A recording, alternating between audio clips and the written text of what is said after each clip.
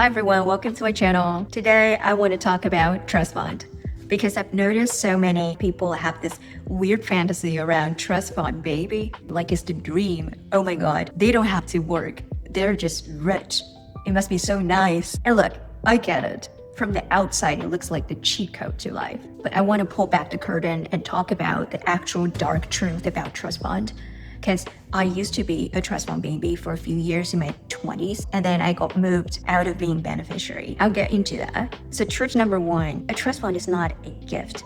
It's just a mechanism to protect generational wealth. So it's really not as sweet as people think.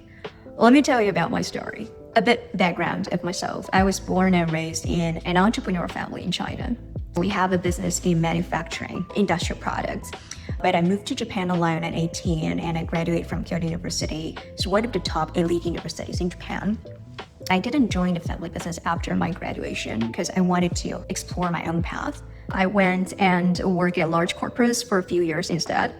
And then by age 26, I'm 31 now for context, I gained some achievements in business on my own. I was leading the growth marketing for a new app at the largest internet company in Japan, and I was reporting directly to the CMO at the time.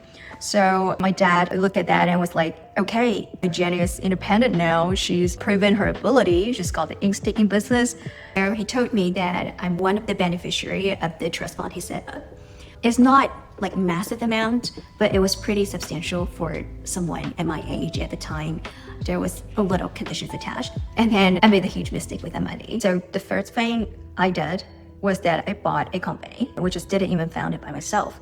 So I just bought one because I was in such a rush to prove that I can be a great boss. And so long story short, I sold it at a loss 2 years later, and I couldn't make it profitable. But looking back now, I know I made a quite typical mistake at the due diligence part when buying the business, because almost half of the clients walked out the door with the previous owner right after I took over, because I didn't really sit down and actually go through all the details of the client contracts and the relationships properly before buying. But anyway, here's the part that really taught me everything. My dad didn't really yell at me. He just quietly rewrote the entire trust. And the new rule is like, I don't touch a single cent unless I completely lose the ability to make money on my own in this world. Well, I'm not complaining about it anymore. I was really frustrated at the time, but I lost real money. And honestly, I deserved the lesson. And that's when it actually clicked for me.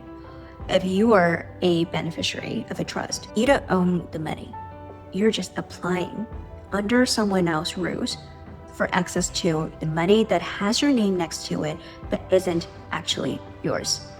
It was never a gift.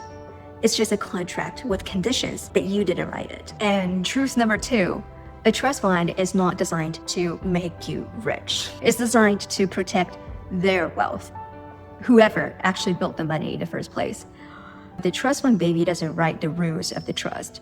The person who made the money does.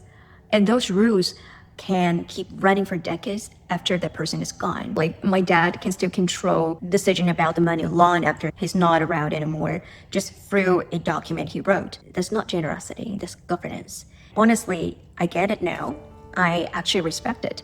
Because, there's a saying like shirt sleeves to shirt sleeves in 3 generations. Like generation 1 builds the wealth, generation 2 codes on it, and generation 3 torches it completely.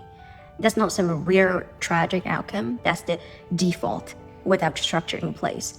So the trust exists to interrupt that cycle. It protects the money for the family. So if you start showing signs that, might put the family wealth at risk, they would tighten the conditions to protect the wealth, not to protect you. Just like by condition. And here's the dark truth number 3 I want to leave you with the most. If it's not the money you earned with your own ability, you honestly probably can't handle it. It's not because you're dumb or incapable or anything, but because you never had to build the muscle for it. You never had to sit with real risk, real consequences, and the feeling of, if this fails, I actually have nothing. You skip straight to the money without ever going through what actually builds the judgment to use it well.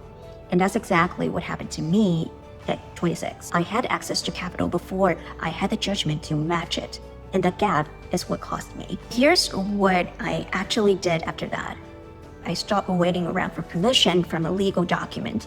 I rebuilt my own track record from the ground up after that. I went into strategy consulting, closed millions of dollars in deals, and now I'm building my own company with my own two hands. And that's my message to anyone watching this, trust fund or not.